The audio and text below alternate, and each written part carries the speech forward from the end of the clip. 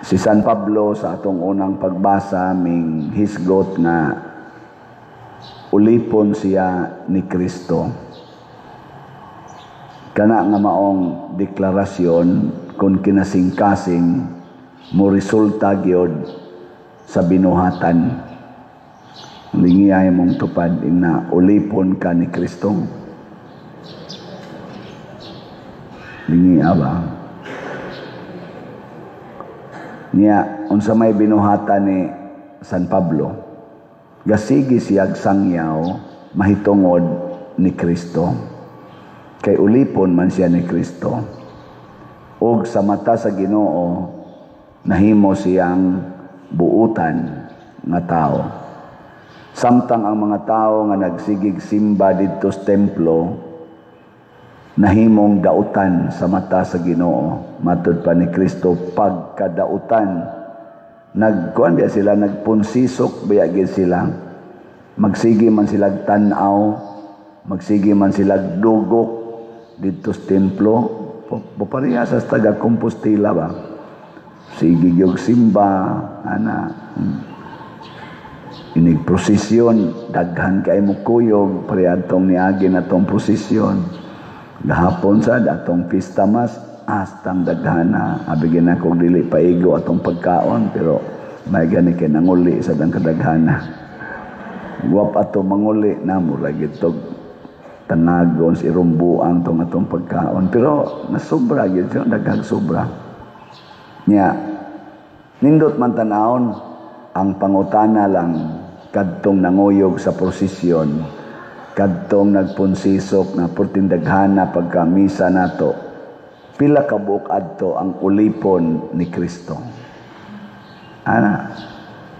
Ulipon ba? Unsa man ay kinaiyas ulipon? Musupak na sa galon.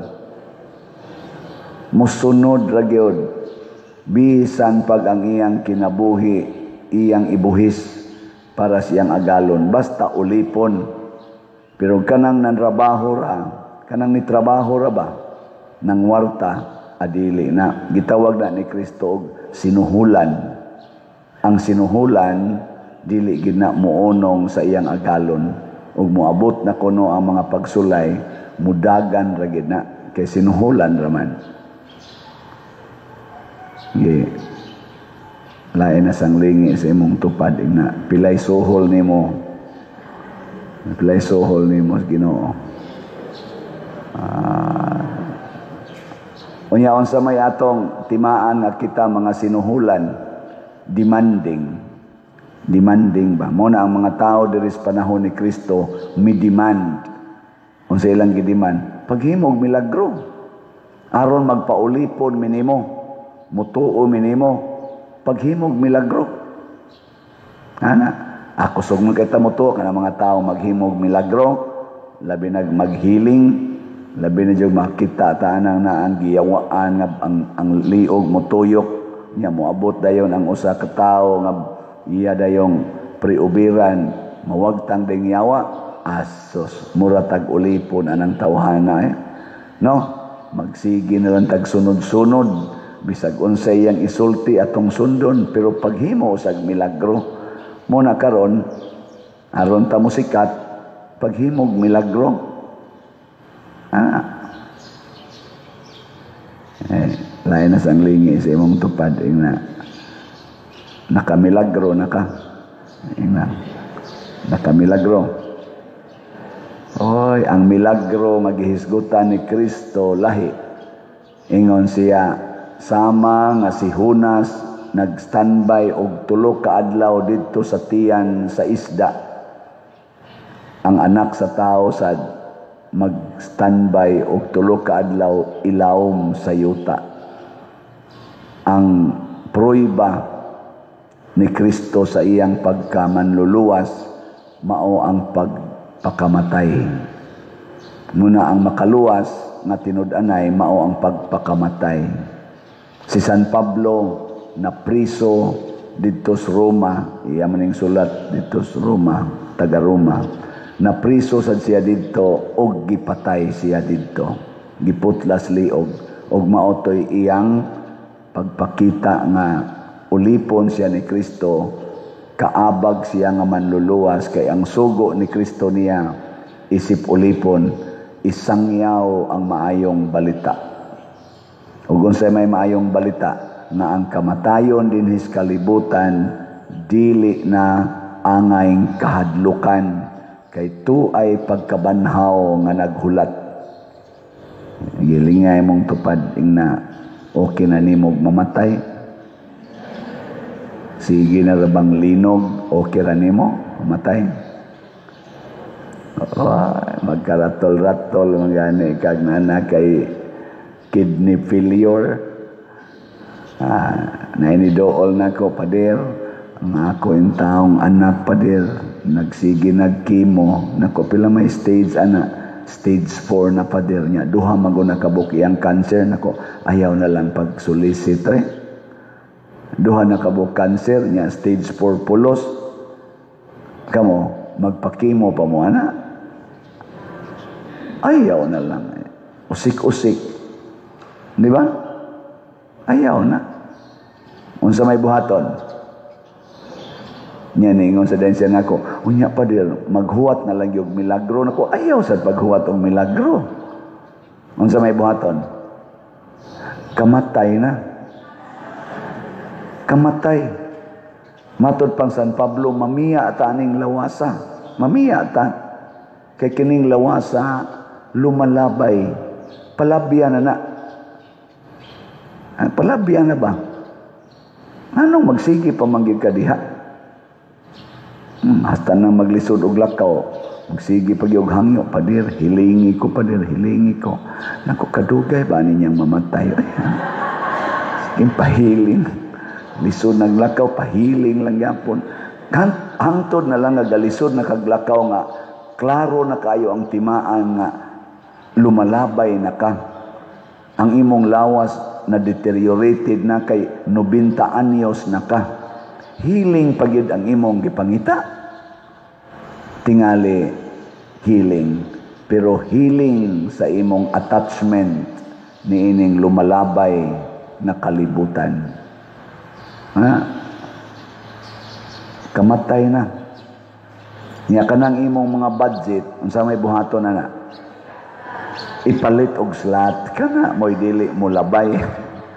Ipalit og slot imbis magpakimo ka, ipalit tala nag slot imbis magpa-dialysis ka, ipalit tala nag slot aron ikasunod semana patay na ka, pero ang imong gipalit nga slot mulungtad hangtod sa sunod pang mga centuries. Di ba? Igadto ni mos langit at tubang ni mos Ginoo, moingon dayong Ginoo, congratulations, nagbilin kag nindot nga bahandi sa kalibutan para sa simbahan, ug tungod ana di anasad kay treasures in heaven. Di ba? Kay ang slot, unsa to'y meaning sa T? Di oy ang T ba? T sa slot. Treasure in heaven. Ang S, sacrifice. Nya ang L, love. Ang O, offering. Nya ang T, treasures. Di mo nang usik-usikan nga treasure na in heaven. Ayaw usik-usiki anang imong dialysis, nga wa na paglaom, katulo na, kaupat na ka mag-dialysis, o sa kasimana, lagom na kay kagliog, lagom na kay kag mga bukton, mura na kag langkay nga ni kupos, gahuwat talag kanus ang mabungkag. Ayaw na. No? Dawata ang maayong balita. Ug unsa may maayong balita nga mamatay kita apan mabanhaw. Ug ang pagkabanhaw mao na to ang bag-ong kinabuhi kay kini atong lawas inighabilin ani dinhi matud pang San Pablo, suluban ta og bag-ong lawas na dili na gyud mamatay. Nindota na ayaw nang sigyag tusok sa dagom, katong isulob nimo nga limpyo na. Sigihan kag kulata sa imong bana, sigihan kag kulata, ay pakulata lang. Hangtod mabunog og may imong lawas, iparok-parok pa ka sa ligi, mga bungkag ng imong ngabil, mabungi ka. Sige lang. Kaya inig kamatay nimo, unsa may mitabo? suluban ka o bagong lawas nga gwapa na kay ka wa nagyoy mga samad, di ba?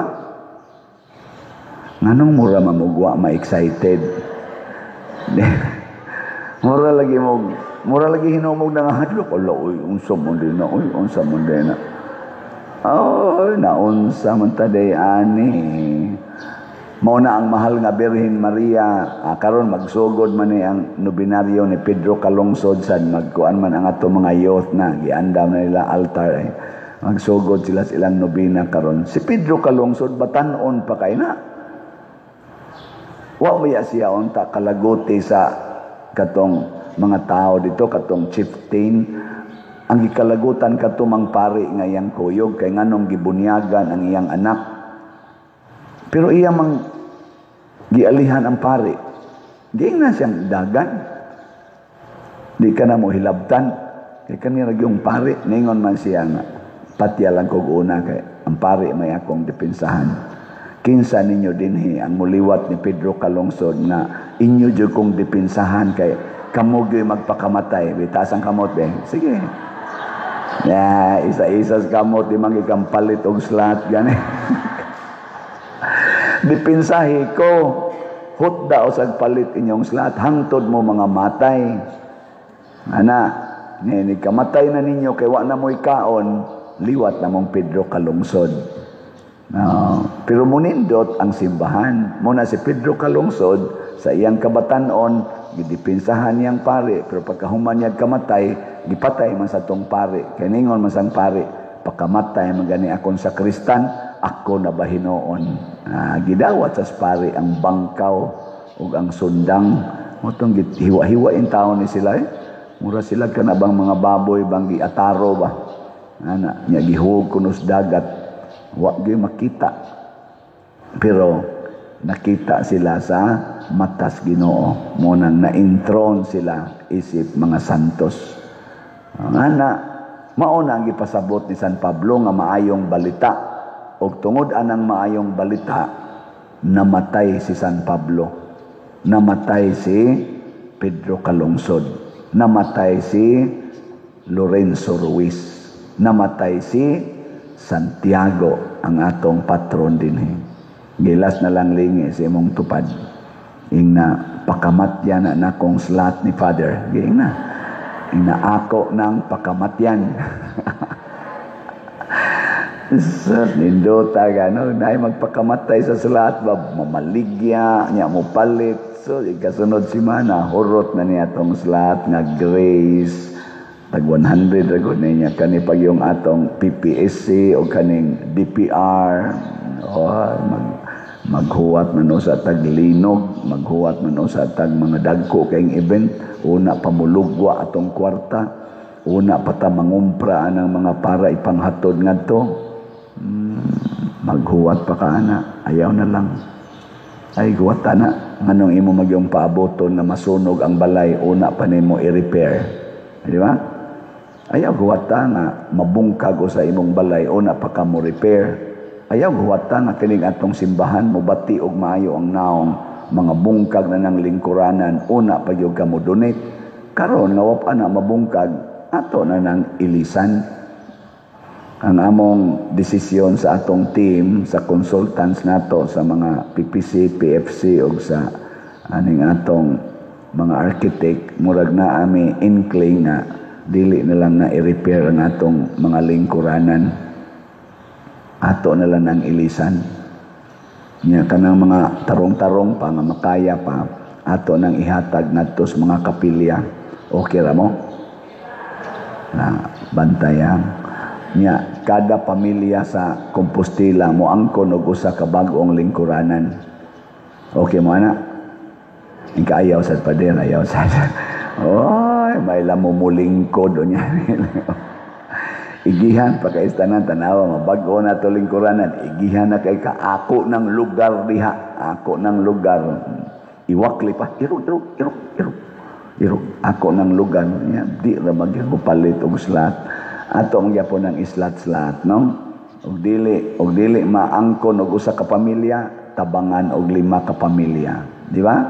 Nya sa ato mga online parishioners, ala, slat-slat sa ta. Kamo sa mga arang-arangan pagkabutang, ala, angkon sa mugtag sa ka. Mga pilam ni kabuk, 20 times. Maghimo lang tag 22 siguro atong buhaton din eh. 22 or 23 ka. O, pila na ako. Ipa nga to. Basta mga anak tingay, mga 22 ka na ganing kada linya. Nya ato pag nang extinan dito, mahimo na ng unom ka linya. 22 times 6. Pila na? 12 ka rin. 72?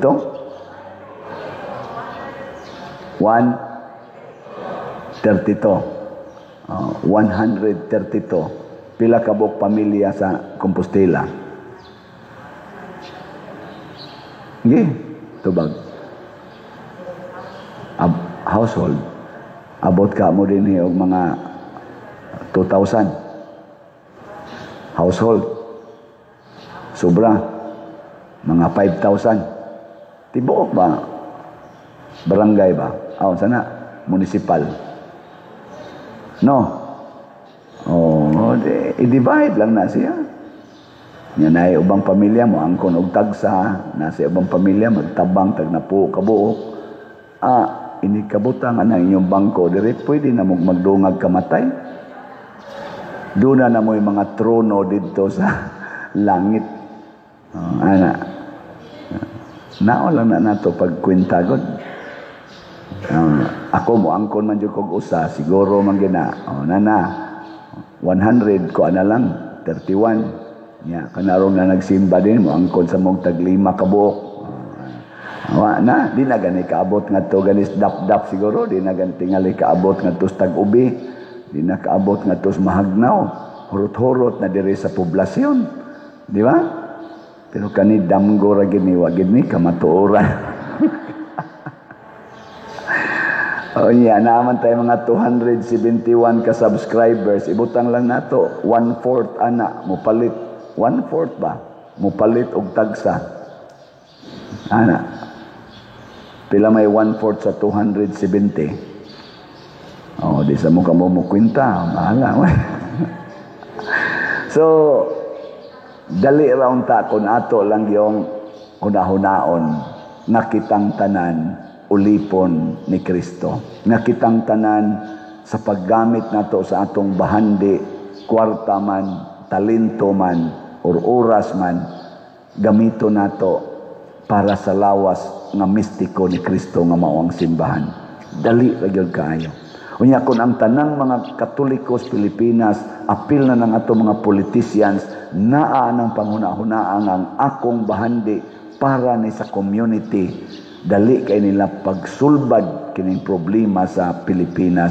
Din ata moagi anang impeachment, mga hearing, mga hala, papriso ngadto sa ICC. Di na ta moagi ana just to solve problems in the Philippines. Kinahanglan pa yun nimong ipapriso ngadto ang former president sa ICC just to solve flood control, just to solve corruption. Kinahanglan pa ginang ipapriso nga tiguang na kayo galisod na ganiglakaw, imo pa yung ipapriso dito. Kinahanglan pa gid na. Huna-hunaan na ninyo mga government leaders, ang atong presidente Bongbong Marcos should think about that. Is it needed in order to solve our problems of corruption? Ito ba? Naman sa imo tubag ana, let us bend the law. Let us bend the law. Niya matod pa ning atong bag-ong ombudsman, bending the law is okay because you are not breaking the law, you are bending the law. Ang pangutana, asa man padong gibend ang law? Asa man padong? Para sa katawhan nga Pilipino o para sa mga lawbreaker? Kaya kung ni-bend ang law para sa lawbreaker, it is equivalent to breaking the law. If you bend the law para sa kinabag-ang mga tao, labi na gyud mga kabos, it is beneficial. Nga giyong sa nila pag-bend ang law. Mao na linog. Giunsa nila pagben ang law nga ang dagko kayog scam dili hisgutan panalipdan kining ni ang nitug-an sa tinuod mao'y atong kasuhan. Mao na ilang pagben sa law nga ang dagko kayog mga kaso sa komentaryo sa revelation sa mga gitawag natog mga whistleblower ayaw naghisguti ang ilang mga pangan. Sama nila ni Romualdez, Saldico, ayaw naghisguti, ayaw nagkasuhi. Pero kaning nagsulti, sama nilang Diskaya, sama atong, sa tuwingan ato, Surgeon, limot ko ato, kana sila mo'y imbestigaha, hangtod ng tatak sa ilang notaryo, sa ilang kanini ang, sa affidavit, question na, pero kaning dagko kay scam nga trillion, ayaw na. Mauna ang ilang pagben sa law to please the people.